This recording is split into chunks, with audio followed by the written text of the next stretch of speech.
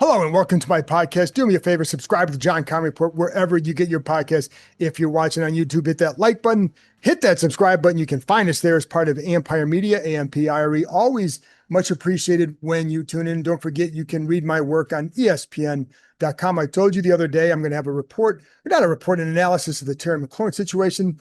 That'll be up on ESPN.com on Wednesday.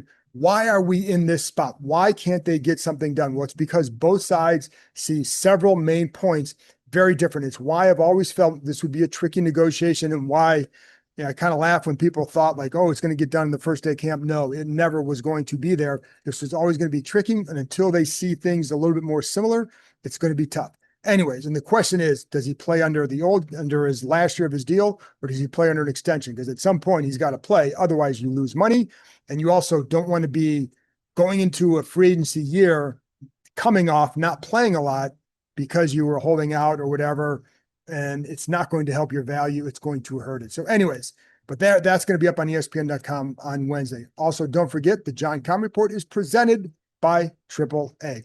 So let's get today's practice report. Not much of a practice report, but there are things to discuss. And I think some things are kind of interesting, especially one of the things Dan Quinn talked about is having a burgundy and gold scrimmage on Tuesday.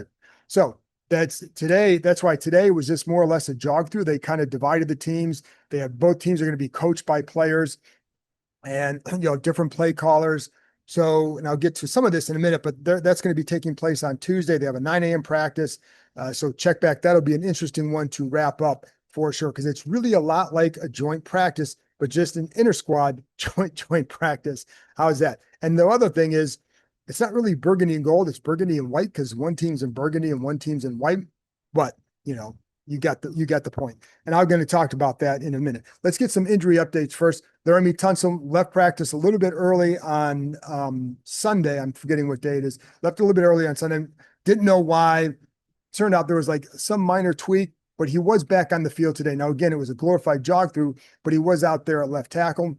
And I do think Dan Quinn does think, he said he thought he would play or practice on Tuesday. Good sign. None of the other injured guys are back. So don't know much about them. We'll at least find out like who's going to participate tomorrow. The 2 guys were back out in the field today, but not doing anything that I saw, especially during the jog through with getting ready for the scrimmage. And that was Jordan McGee and Javonte Jean-Baptiste, but they were just on the sidelines on the white or gold team. So to say they're back, well, you can't say that, but they were at least out there. Mariota was out there, but there are other guys, like I haven't seen Brandon Coleman in a while, have not seen Noah Brown. So that was at least, I guess, a good thing. I've told you though, McGee is not believed to be serious. So I don't think there's any worry about him, but the fact is he's not out there. And again, I don't think that it meant anything that he was on the sidelines, just that he was able to be out there. I don't think he's going to participate on Tuesday. The question is, will he be able to play in the second preseason game? Will he be back out there maybe on Thursday? I don't know. We'll find out more about that at that time. The Commanders ended up signing a couple players. One linebacker, Duke Riley, told you that he worked out with them the other day about 10, 15 minutes after I recorded my thing on Sunday. That's when they signed him, of course. They also signed a couple other cornerbacks. Cornerback is saying Besay, I think it's pronounced, and Antonio Hamilton. So added 3 players. One of the guys that did cut was Dominique Hampton, a 5th-round pick from last year, converted safety to linebacker. To be honest, really didn't show a whole lot, which is why he was cut. Didn't show a whole lot in the game at all, and had not shown a whole lot in training camp. Keim had passed him in, just for what they were asking to do and how he looked. You saw Medrano playing with more speed. So you never really felt Hampton on the field. It's too bad because he has really good size. And when they converted him, when they got him at safety, like you could see a role for him as a future box safety type or hybrid linebacker safety type. So you could have had a guy up in the linebacker spot who could run and cover. It just never worked. And it could have made a living as a special teams guy. It just never worked out. They let him go now because it wasn't going to make the team. Give him a chance now to maybe hook on with somebody else. So let's go over some of these guys they signed with Besay. 43 career games, 5 starts. And, Bobby Price, one of their other corners, is in the concussion protocol. So that's why they needed a couple more guys there. And he's one of them. Besay did not play last season. He's, again, been in the league for a little bit. Then Hamilton, this is his 7th franchise, 31 years old, 109 games played, 18 starts.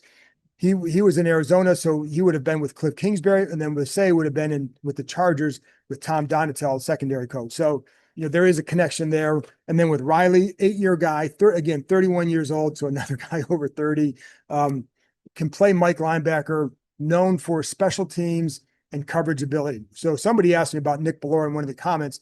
They love Bellore. So like he's a guy that they want on special teams. They don't want to get rid of him. They signed him to a 2-year deal. They're not going to put him on practice squad. So I would be very surprised if he's not in the 53. Very, very surprised because of how they talk about him on special teams and what he means there. So, but that's what Riley gives you. And with McGee out, it gives you another guy at the Mike position behind Bobby Wagner. Again, they cut Hampton, put Lucas Niang on injured reserve as well. So they also put cornerback Kayvon Seymour on injured reserve as well. He's a guy that, like, I thought he looked pretty good early in camp, would have been a special teams help. And then they cut cornerback Alan George. So those are the transactions for today. So let's get to some other stuff.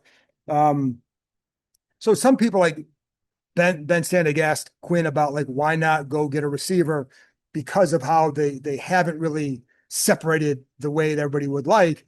And so there's a couple of things when you go into these decisions. First of all, they worked out 14 players. None of them were receivers. There's only really one receiver out there that would probably be a guy that would tempt them, would be Amari Cooper, for a guy that you could come in and contribute.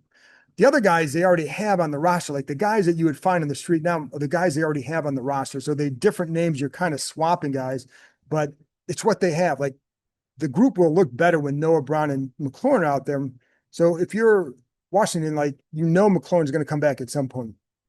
And then it depends on your confidence in Brown, not only to come back, but then to stay healthy. That's been a situation or a concern for him his entire career in the NFL. So, but if you have those guys, now you're looking at a fourth receiver. If you're Amari Cooper, first of all, it would cost more to sign him than anybody else.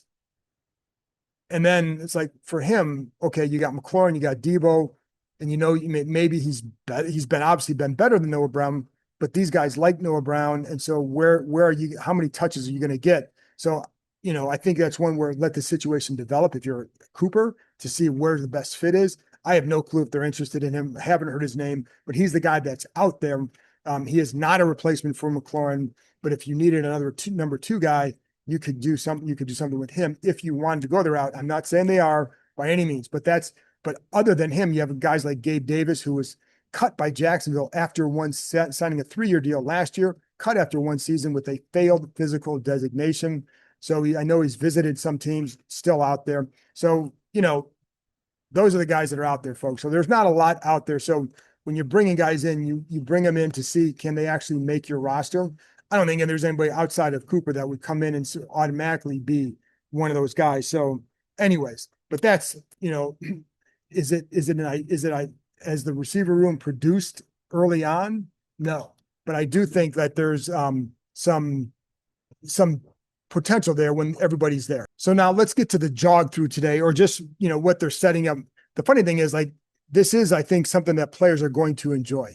And you could see the trash talking is, I'm going to put some B-roll up here now. Like you see Jayden and Deebo Samuel kind of going back and forth with Jeremy Reeves. You see in a minute, you'll see them kind of like getting on Mikey Samerstill.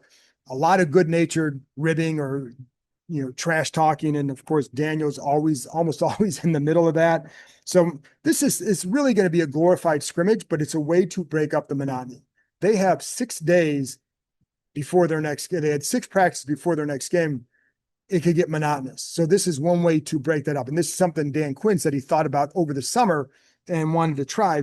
They used to have inter-squad scrimmages back in the day. I mean, I'm talking about full contact inter-squad, go like a game. And you'd always see guys would emerge from them. Like way back in the day, my very first year with 94, you saw Gus Farab have a really good inter-squad scrimmage. It was the first time he said, oh my gosh, this guy maybe can play. And there are some other guys that jump out over the years. That's the one I remember the most. But every year you'd see a guy, because it's really like it was like a full-born scrimmage, hitting, going to the ground, etc.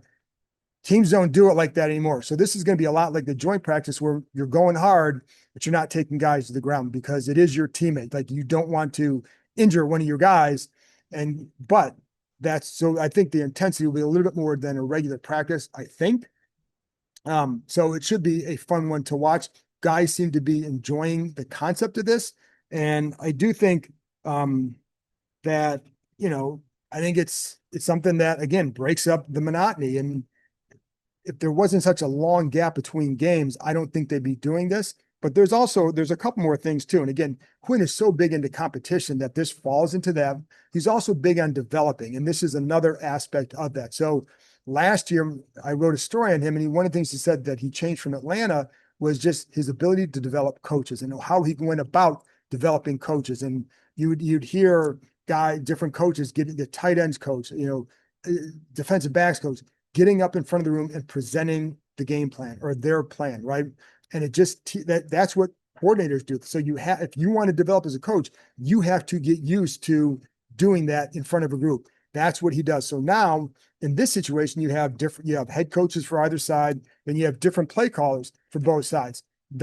So like you get guys in different roles who have to do. Now, is one day or one practice going to change everything for them? No, but it gives them a sense a little bit more of what they have to do and how they have to approach it. And it's just another way to get them ready. And as Quinn said, sometimes it could be like, that guy could develop and go somewhere else. He could develop and stay here. But if you get to be known as a guy that can develop coaches, that then attracts others to want to be here because they know that he's going to put them in a position to develop as a coach to maybe get elevated, whether here or somewhere else. And not every coach does that. I just think it's something else that he does well that I think is a very smart idea, but it's his emphasis on developing coaches and talent is at the forefront, I think, of a lot of things that he does.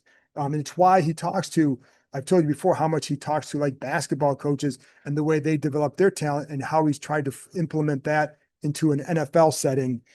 So that's one of the things he does. So that should be fun. It should make Tuesday very interesting.